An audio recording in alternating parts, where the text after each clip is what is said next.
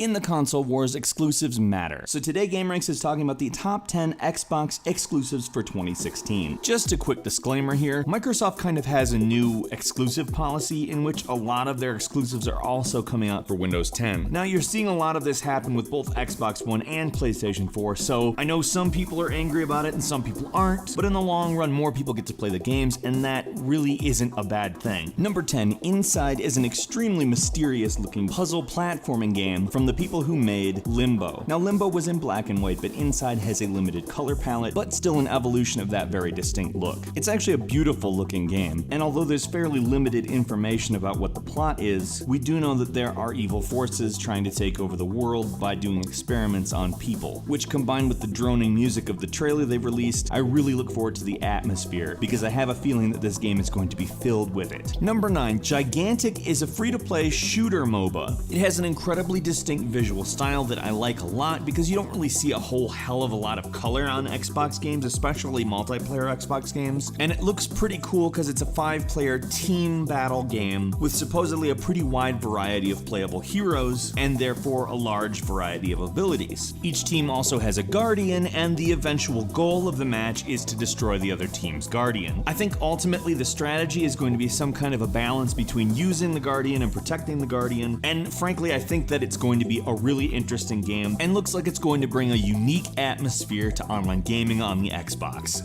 Number 8, ReCore is being designed by Concept, which as you know is kind of a magnet for controversy. That being said, the idea for ReCore is extremely cool and deals with using robots and sort of a life core to deal with themes like death and reincarnation. The trailer is super emotional and really accomplishes a lot that I haven't really seen out of Concept. There's also developers from the Metroid Prime series working on the game, which is, in my opinion, something that bodes very well. Number 7, Sea of Thieves is something very unique looking, in that it's this sort of idea where you make your own story within this platform of a game. It's being made by Rare, although a lot of the original people from Rare aren't there. It seems like their spirit is kind of carrying on because this is an innovative idea. On top of that, it's gorgeous, and if they're actually able to pull off an open world sandbox create your own story game within a pirate setting, I'm there. Number 6, Cuphead is a game that I don't think I really even need to explain that much if you can see what it is. It's a platformer in the best looking of platformer styles I think I've ever seen, and that's emulating the style of an old Disney cartoon all the way down to film degradation. Now it's a run and gun game, so it's kind of like a faster paced Mega Man or perhaps platformer combined with a bullet hell shooter, but I think it really doesn't even matter what kind of game it is as long as you're okay with platforming and shooting and see it. Like, I realize that making a game that looks like a 1930s cartoon isn't the most unique thing ever done because obviously they made those cartoons in the 1930s, but that being said, it looks so different from everything else. It just bleeds fresh, and I want that so bad. Number 5, Crackdown 3 has destructible environments. End of story, don't need to say anything else. That's something I've been aching for since Red Faction Guerrilla. And on top of that, it doesn't take place in a sparse Mars landscape where there are some buildings you can destroy. It takes place in a big city and you can annihilate everything.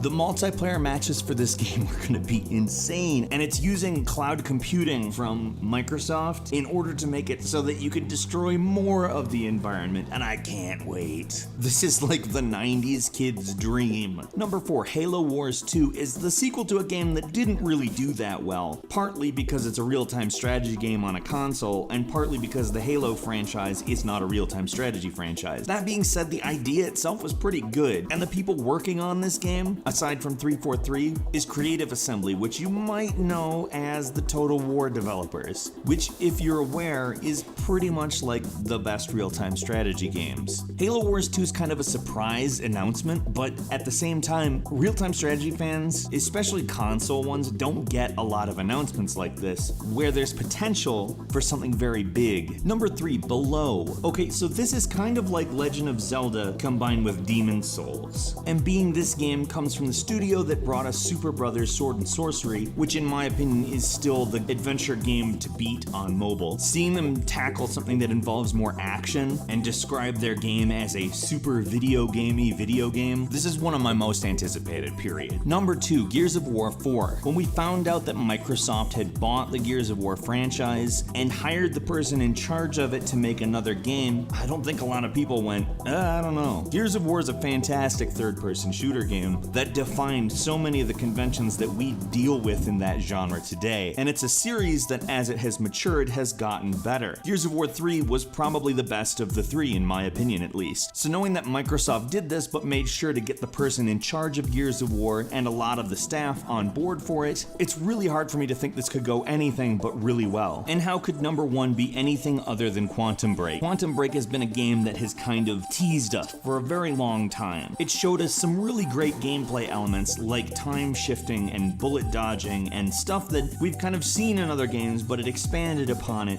in such a way that it looked beyond cool every time we've ever seen it. Every time they show more gameplay of this, it's easy to get more and more hyped for. Because if it actually gives us what it's claiming it's going to give us, this is going to be one of the best games of all time. How can you not put that at number one? Which one of these games are you most excited for?